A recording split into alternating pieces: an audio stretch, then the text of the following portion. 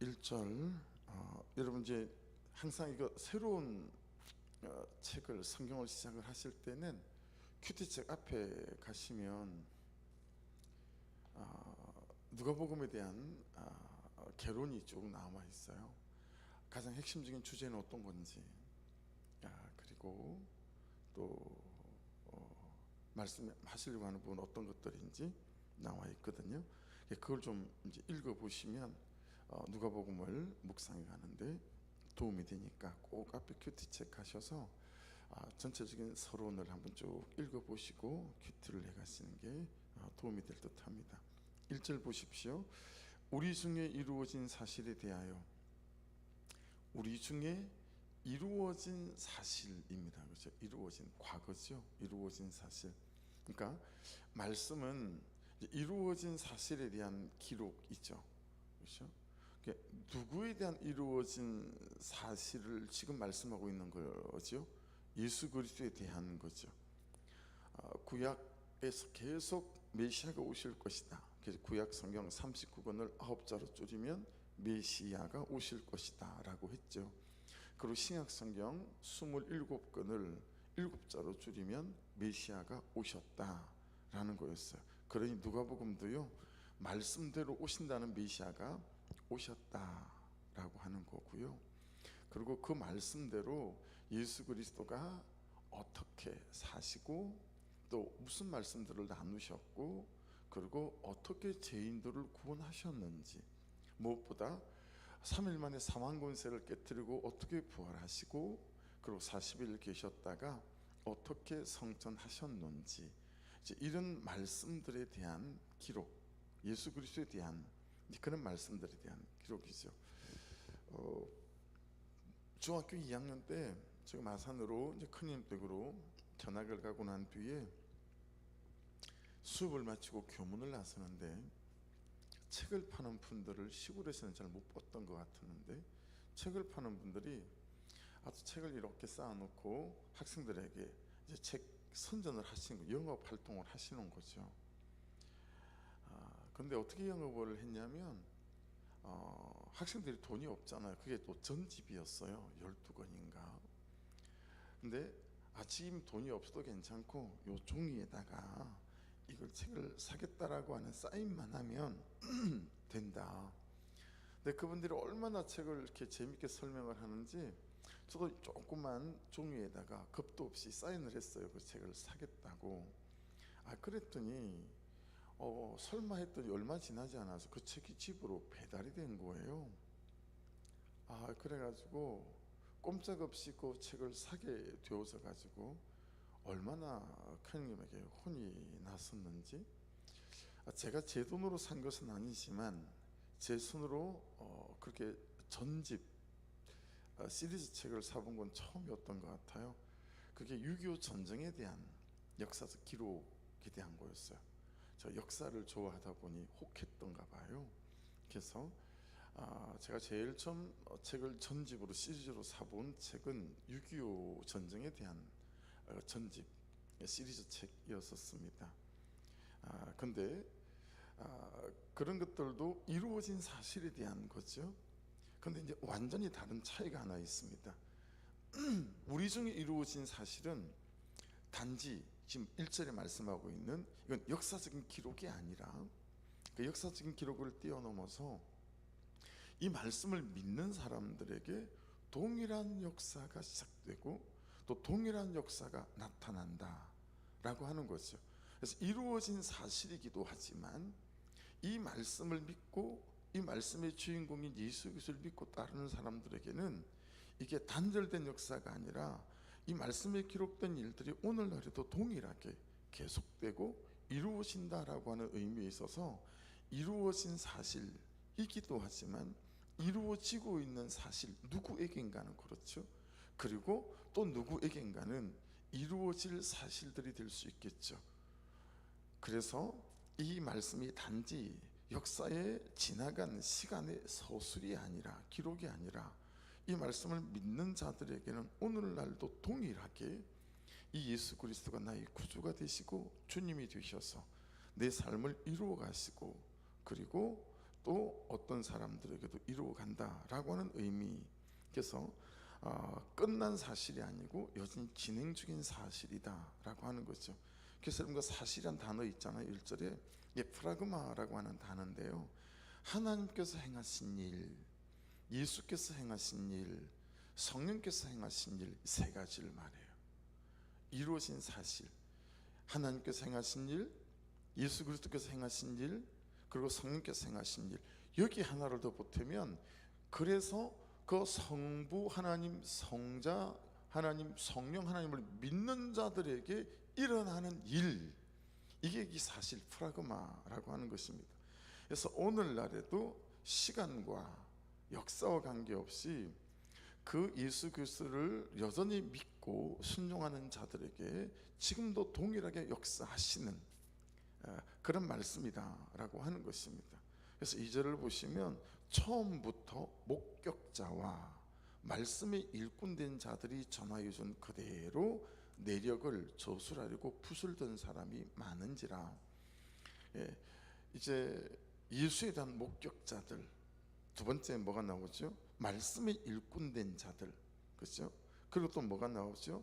전하여 준 그대로 내력을 저술하는 사람들. 그러니까 여러분, 예수의 복음을 들었어요. 구속사의 말씀을 들었습니다. 그리고 그 사람이 말씀대로 믿었어요. 그리고 말씀대로 순종하여 사는 거죠.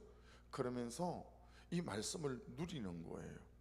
이 말씀을 누리니까 어때요? 이 말씀을 전하지 않을 수 없는 거죠. 그렇죠?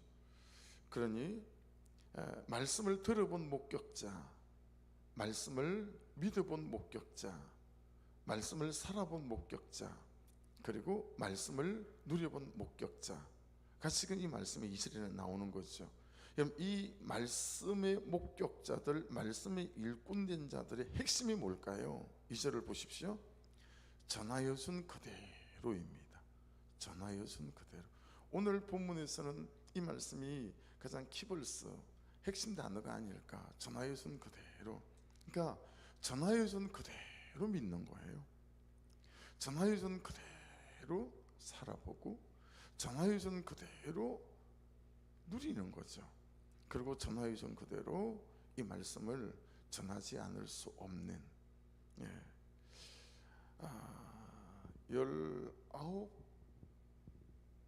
19, 20살 정도 그 어간에 딱 군대 들어가기 직전에 큰 교통사고가 제게 이제 일어났었어요. 그래서 제가 왼발잡이거든요. 왼발 고관절이 아주 심하게 부러졌어요. 우리 몸에서 제일 큰 뼈가 제가 이제 막 동강이 난 거죠. 그래서 병원에 정형외과 입원을 했는데, 정형외과는 뼈가 부러진 사람들이다 보니 겉으로 보면 나이롱 환자들 같아요. 근데 병실에 들어갔는데 2인 1실인데 저하고 같은 병실을 쓰는 분은 시외버스 있죠. 그 버스를 정비하는 정비기사 아저씨였었어요. 오토바이를 타고 가다가 사고가 났는데 뼈가 완전 다 어스러져서 다리가 한 바퀴 돌아간 거죠. 한 바퀴 돌아가서 제자리를 차지하고 있는. 근데 병원에서 다른 분들이 그걸 몰랐어요. 아무리 발등이 바늘로 막 찔러도 피가 안 나니까 다리를 절단해야 된다. 그렇지 않으면 더위로 더 상할 수 있다. 그런 처지에 놓였다가 부산 백병원에서 소문난 정형외과 전문의로 계시다가 막 진주에 개업을 한 강남의원이라고 하는 정형외과 전문 병원이 있었어요. 그분을 이 병원으로 그런 일이 없잖아요. 병원을 이송한 게 아니라 그분을 모시고 왔어요. 유족들이 막 병원 측하고 막 싸워가지고 그분이 와서 만져보더니 다리를 한 바퀴 돌려놓은 거죠. 그리고 이제 피가 흐르기 시작하고 그분 다리를 안 자르고, 그리고 이제 다시 걷게 되어지는데, 그분이 이제 병실에 있었고 바로 옆 병실에는 이 아저씨하고 나이가 연배가 비슷한 한 분이 있었는데, 이분은 뼈에서 고름이 안 잡히는 거예요. 계속 뼈에서 고름이 나오는데 이게 고질병인 거예요. 근데 이분이 이제 의사 선생님이 그 유명한 분인데 처방을 해주면 약대로 먹어야 될 거 아니겠어요, 그죠? 그럼 이분은 그 약을 갖고 와서 막 의사를 빈정거려요. 그러면서 요즘이야 이렇게 봉투에 쭉 넣어진 거지만 옛날에는 그런 약도 많았지만 이렇게 접어진 그런 약 이렇게 봉투도 많았잖아요. 그걸 피고 약을 골라내요. 이것은 무슨 약이고 저것은 무슨 약이고 이것은 무슨 약이다 라고 훤히 알아요. 그게 이제 한두 달 쓴 게 아니니까. 그러고는 이 약 걷어내고요, 저 약을 걷어내요. 그 두 개를 먹지 않고 이제 하도 오랫동안 뼈에 고름이 안 잡히니까 병원에 대한 신뢰도, 그리고 원장님에 대한 신뢰도 이분이 없는 거죠. 그래가지고는 영업하러 다니는 분들이 있어요. 이 영업하는 사람들은 누구냐면 그 당시에 쓰는 이 뼈가 고름이 안 잡히는 데 쓰는 제3항생제. 항생제가 하나 나오려면 어떤 약은 30년 40년 임상을 거치잖아요. 그래서 혹시 아이가 잉태했을 때 이세에게는 유전적으로 문제가 없는지, 짐승들에게 그 다음에 사람에게 임상을 다 거친 다음에 미국 FDA 같은 데 승인을 받고 약을 만들어내는 거 아니겠어요? 근데 이제 안 들으니까 4세대 이분이 먹는 약은 6세대 항생제였어요. 그냥 짐승에게도 거의 임상이 끝나지 않은, 만일에 뼈에 고름이 잡히지만 몇 년이 지난 다음에 어떤 부작용이 나올지도 모르는 그런 항생제인 거예요. 근데 이분은 그 병원에서 나온 것들을 두 개를 제껴내고는 그 영업하시는 분들은 살짝 영업하거든요. 그분들은 대놓고 영업을 못해요. 그 약을 가지고 임상을 해야 되니까 그 육생제 항생제를 자기 약에다 넣어요. 그리고 먹어요. 그리고 또 어느 때는 또 다른 약을 넣어요. 그냥 병실에 앉아서 의사가 조지행축을 빼내고 자기 임의대로 자기 생각대로 그 짧은 경험, 의사 선생님이 1, 2년 만에 되는 게 아니잖아요. 수많은 책과 수많은 경험과 수많은 실습과 그 의사 선생님들의 그 수많은 지식 이런 걸 전수받아서 그 약을 조제하는 거 아니겠어요? 근데 그걸 다 제끼고 자기가 임의대로 그냥 약을 집어넣는 거예요. 그걸 입에다 털어 넣는 거예요. 여러분 한번 생각해 보세요. 그 사람이 낫겠어요? 네. 제가 그걸 보면서 배우는 바가 많았어요. 이분은 다리를 잘라내야 된다라고 그랬는데 선생님이 시키는 처방 그대로 처방을 따라요. 결국은 잘라야 된다는 그분이, 이분은 걷게 되어지는 거죠. 재밌는 에피소드가 되게 많았어요. 세 명이서 이렇게 목발을 짚고 다니면서도요 얼마나 잘 놀러 다녔는지. 예. 근데 저도 계속 차도가 있고 내 방에 있는 그 아저씨도 계속 차도가 있어서 나날이 나아지는 거예요. 근데 이분은 계속 고름이 잡히질 않아요. 그래서 제 생각에, 짧은 소견에 그럴 수밖에 없겠다 이 생각을 하게 되더라고요. 자기 나름대로 약을 조제해서 먹으니 되겠냐고요. 근데 여러분 여기에 비춰보면 말씀이 우리 각자의 삶과 인생과 내 존재에 대한 하나님의 조제, 하나님의 처방이라면 그 말씀이 하나님이 처방해 준 대로 조제해 준 대로 아멘하고 꿀꺽 삼켜야 되지 않겠냐라고 하는 거죠. 근데 우리는 그걸 펴놓고 내가 조제를 해요. 이 약도 빼고 저 약도 빼고. 왜요? 감정이 상해서, 그가 싫어서, 그렇죠? 상황이 아니라서 그걸 다 빼내는 거예요. 그리고는 내가 조제하는 거죠. 여러분 내 삶을 정직하게 잘 객관적으로 돌아보셔야 해요. 나는 하나님이 조제해 주는 대로 그 처방된 대로 말씀을 먹는 사람인가, 아니면 다 그냥 이게 걸리고 저게 걸려서 빼내고 내가 그냥 하고 싶은 것만 골라서 거기다 탁 집어넣어서 입에 털어넣는 사람인가. 그러니 여러분 말씀대로 처방을 받아 아멘하고 순종하는 사람의 삶과 그러지 않고 자꾸 내 뜻대로 조제하는 사람의 삶이 여러분 너무도 당연하게 차이가 나지 않을까요? 처음에는 안 그런 것 같지만 그렇게 1년이 가고 2년이 가게 되어졌을 때 여러분 얼마나 현격한 차이들을 만들어낼 수 있을 거예요. 그러니까 참 교회 안에서조차 사람이 안 변한다 그 말은 처방해 준 대로 안 먹는 거예요. 하나님의 조제해 주신 대로 안 먹는 거죠. 자기도 자기 나름대로 링겔 빼내고 다른 링겔을 꽂고 하나님이 처방해 준 약 다 빼내고 내가 처방한 거 집어넣고 이러고 살아가니 어떻게 말씀이 말씀하시는 바대로 전하여 준 그대로 먹고 마시고 순종하는 사람이 없으니 말씀에 있는 그들에게 나타난 일이 오늘 나에게 나타나겠느냐라고 하는 거예요. 성경에는 되는데 왜 나에게는 안 되지가 아니라 나는 성경에서 말씀하신 그 조지해 준 처방전 그대로 먹나? 이게 너무 중요하다라고 하는 거예요. 이번 주일에 목자는 목자대로 사역은 사역대로 그렇게 이제 임명장을 좀 나누려고 하거든요. 그 왼쪽에 임직자 서약 해가지고 한 뭐 10가지인가 쭉 있는데 우리 교회랑 너무 안 맞는 거예요. 그걸 다 빼내버리고 그냥 우리 말씀에 맞는 그는 이제 몇 가지를 했어요. 요한복음 15장 4절 말씀을 가지고 그 중에 여러분 받아보시면 아실 거예요. 그 중에 네 번째인가요? 거기에 제가 그렇게 썼어요. 뭐라고 썼냐면 말씀이 말씀하시는 것과 공동체 처방에 잘 붙어 가기. 요한복음 15장 말씀이라 다 붙어가는 그걸로 끝에 말씀을 달았거든요. 그 네 번째인가 그걸 붙였어요. 말씀이 말씀하시는 그 처방과 그리고 목장에서 공동체의 그 처방에 잘 붙어가기. 근데 우리가 그렇게 그 처방전대로 안 산다라고 하는 거예요. 그러니까 여러분 한번 잘 돌아보셔야 합니다. 그렇죠? 제 형수님 중에도 한 분은 간호사 출신이거든요. 근데 이 우리 형수님도 간호사 출신이니까 이제 병원에서 약을 제조해 주잖아요. 그러면 집에 오셔가지고 그 약 봉투를 열어가지고 빼내는 약이 있어요. 그래서 이거 빼내도 돼요? 괜찮아. 이거는 무슨 약이고 이거 무슨 약이라고 다 말해주면서 그건 빼는 거예요. 그러니까 의사가 뱀이 알아가지고 조절해 줬을까 싶은데 형수님이 그걸 열어서 빼낼 것들을 빼내고 조카들에게 먹이는 거 많이 봤거든요.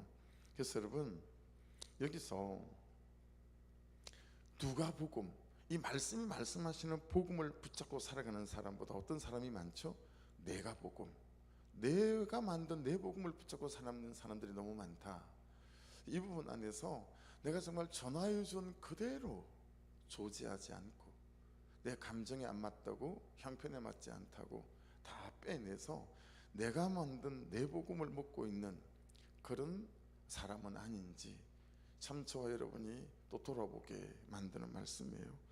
3절 보십시오. 그 모든 일을 근원부터 자세히 미루어 살핀 나도 데오빌로 각하에게 차례대로 써보내는 것이 좋은 줄 알았느니. 자, 2절에서 이 사람에게 뭐가 일어났죠? 말씀이 말씀하시는 처방대로 살았어요. 말씀대로 말씀을 듣고 말씀대로 믿고 말씀대로 살았더니 말씀을 누린 거죠. 그래서 그걸 그대로 너무 전해주고 싶은 거예요. 내가 이 말씀을 믿고 순종하고 살았더니 처방대로 먹었더니 내가 이렇게 내 삶을 누리게 되어졌어요. 그래서 이걸 내가 당신에게 전해줍니다. 뭐 이런 내용 아니겠어요? 그 모든 일을 근원부터 자세히 미루어 살핀 나도. 이게 누가죠. 이 말씀을 하나님께서 기록하게 만든 누가가. 그리고 이 누가는 사도행전 저자이기도 해요. 그래서 원래 누가복음과 사도행전은 붙어 있었거든요. 나중에 성경을 이렇게 하면서 이제 누가복음하고 사도행전을 띄워놓긴 했지만, 그래서 데오빌로 각하는 여러분 그냥 문자적으로 보면 로마의 굉장히 높은 직급, 우리나라 같으면 장관쯤 되어지는 그런 관리를 말한다라고 하는 거예요. 근데 여러분 이렇게 데오빌로 각하 있는 사람 우리는 이렇게 부릅니다. 원독자 이렇게 불러요. 제일 처음에 이 말씀을 받아본 사람. 이 데오빌로 각하는 이 누가복음 이 말씀을 원독자 제일 처음 받아본 사람이 되어졌겠죠. 원독자예요. 제일 처음 말씀을 받아본 사람인 거죠. 자, 그런데 데오빌로의 뜻을 여러분 한번 들어보십시오. 사랑하는 친구라는 뜻입니다. 데오빌로 뜻 자체가 또 하나님의 친구라는 뜻도 갖고 있어요. 자, 사랑하는 친구, 내가 이 복음을 너에게 전한다. 이렇게 되어질 수 있죠. 자, 그렇게 되어지게 되면 여러분 이 데오빌로는 오늘 저와 여러분일 수 있다라는 거예요. 사랑하는 친구고 그리고 하나님의 친구고. 그는 여러분 누가복음은 예수가 오시는 것을 보고 예수가 사시는 것을 보고 예수가 하신 역사들을 보고 그 복음 때문에 살아나는 수십, 수백, 수천, 수만의 사람들을 본, 그리고 그 중에 있었던 내가 시간과 공간을 뛰어넘어 이제는 나에게 주시는 말씀이다. 그 한 사람이, 그렇게 보시면 되겠죠. 여기 데오빌로는 결국은 여러분 우리 각자예요. 우리 각자. 데오빌로 그에게 쓴 그 말씀이지만, 야, 여기 데오빌로는 나구나. 내가 먼저 데오빌로가 되어야 내가 이 복음을 전할 또 다른 데오빌로를 찾을 수 있게 되겠다라고 하는 거죠. 그래서 이 복음을 한 사람이 살아보고 누려보고, 그리고 수십 수백의 수천 수만의 사람이 살아난 걸 본, 그리고 그 중에 있었던 한 사람이 또 다른 살아나야 될 데오빌로를 찾아서 이 말씀을 전한다라고 하는 것이니, 여러분, 저와 여러분은 자 이제 데오빌로예요. 그래서 이 누가복음 말씀을 묵상해 가며 이 말씀대로 전화유전 그대로 믿고, 전화유전 그대로 살아보고 순종해보고, 그리고 전화유전 그대로 그들이 누렸던 그 복음을 내가 누려서 내가 살아나고 일어나는 거죠. 내가 회개하고 돌이키고 자복하고 통회하는 거죠. 그리고 구원의 감격을 누리는 거죠. 그러면서 여러분 어떤 눈이 띄어요? 이 복음이 너무 감격적인 거예요. 이 복음이 역사적인 기록이 아니라 지금 나에게 역사하는 사실이 되고 현재가 되어지는 거죠. 그래서 복음이 사실되는 사람, 복음이 실제가 되는 사람이 된 거죠. 복음이 나에게 실제가 되니까 어때요? 그렇죠? 음식 하나도 먹어도 맛있으면 말을 하잖아요. 그 집 맛있다고. 그렇잖아요. 근데 내 존재와 내 삶과 영원한 삶을 바꿔놓으니 어떡하겠어요? 내가 이 나를 살린 이 복음을 또 다른 살아나야 될 사람들이 눈에 띄겠죠. 살아나서 살리는 사람으로의 초청이 누가복음이에요. 살아나서 살리는 사람으로의 초청. 그러니까 참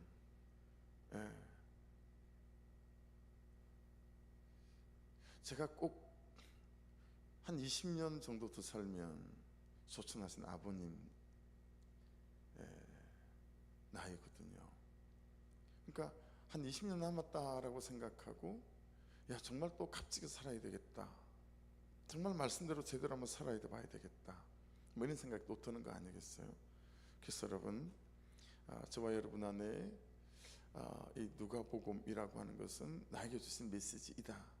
그리고 내가 이 말씀을 통해서 살아난 사람이 되어져서 살리는 사람으로서의 초청이다 라는 전제를 가지고 누가복음을 묵상해 가다 보면 그 말씀 안에서 우리에게 말씀하시는 부분들이 잘 깨달아지고, 또 말씀이 조지해 주는 대로 처방된 대로 믿고 아멘 하고 먹고 마셔서 우리와 여러분의 삶, 저와 여러분의 삶 속에서 하나님이 일하시고 역사하시는 것들이, 그래서 또 다른 데오빌로를 찾아서 내가 데오빌로가 되어져서 또 다른 데오빌로에게 전하여 준 그대로, 누리고 있는 그대로 전하여 주는 그런 은혜가 있기를 주의 이름으로 축복합니다. 그래서 5절부터 7절 그리고 또 8절부터 11절 단락이 나눠져 있죠. 그건 뒤에 본문 예서를 좀 참조하십시오. 이 사람들에게 여러분 나이가 많았어요. 그리고 아이도 없었어요. 그 당시에는 이게 굉장히 큰 수치였거든요. 왜냐하면 하나님이 너를 사랑하지 않아, 뭐 이런 뜻이에요. 하나님이 너에게는 계획이 없어. 그게 자식이 없는 걸 사람들이 그렇게 받아들였어요. 그런 사람이었어요. 근데 여전한 방식으로, 그렇죠? 8절 보세요. 1절은 엘리사벳이 잉태를 못함으로 그들에게 자식 있고 두 사람의 나이가 많더라. 근데 그 두 사람이 어떤 사람이죠? 6절을 보세요. 이 두 사람이 하나님 앞에 의인이니 모든 계명과 규례들이 흠이 없이 행하더라. 무슨 얘기죠? 전하의 순 그대로 사는 사람이었다라는 거예요. 근데 그들의 현실은 전하의 순 그대로 사는 사람의 현실이 아닌 거예요.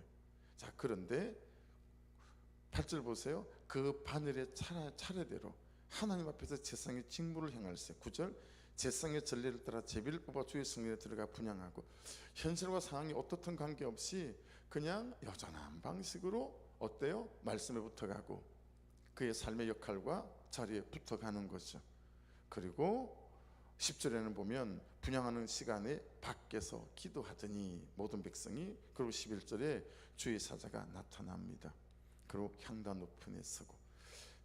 그러니 여러분, 그냥 전화위선 그대로 오늘 본문의 사가랴가 살아가는 사람이었고, 엘리사벳도 그런 사람이었고, 또 이 시대도 그런 사람들을 통해서 하나님의 하나님 되심을 드러내시는 것 같아요. 그래서 저와 여러분이 누가복음을 묵상해 가면서, 야, 전화위선 그대로, 야, 이 누가복음은 나에게 주시는 하나님의 음성이구나 라고 하는 것을 깨닫고 묵상해 가고, 오늘도 하나님의 처방이 나한테 어떤 것인지 처방전에서 이것저것 빼내서 내 마음대로 조지하지 말고 처방해 주신 그대로 말씀대로 믿고 따라 살아서 여러분의 삶 속에 하나님의 하나님 되심이 드러날 수 있는, 그래서 가만히 있을 수 없어서 그 구원의 감격을 전하여 줄 수밖에 없는 놀라운 한 날 되시기를 주의 이름으로 축복합니다. 말씀 붙잡고 주의 한번 부르고 같이 기도하고요. 우리 김원조 집사님 가정 안에 참 이게 어머님을 여인 지가 지금 불과 얼마 되지 않았잖아요. 참 2달도 안 된 그런 상황인데, 기도해 주십시오. 유족들 안에 하나님의 위로하심이 있도록 기도하고, 날씨가 너무 춥고 해서 어르신들 독감으로 또 고생하는 분들, 또 이전된 삶을 위해서도 또 중보해 주시고, 그리고 목장 식구들 또 중보해야 될 분들이 많이 있고요. 교회도 교회 모든 재정의 문제들 위해서 기도해 주시고, 좀 기도하는 사람들이 또 말씀 앞에 서고 가만가만으로 나가는 사람들이 날마다 더해지는 은혜가 있게 도와주옵소서. 우리 주여 한번 부르고 기도드리십시다. 주여, 아버지 감사합니다. 누가복음이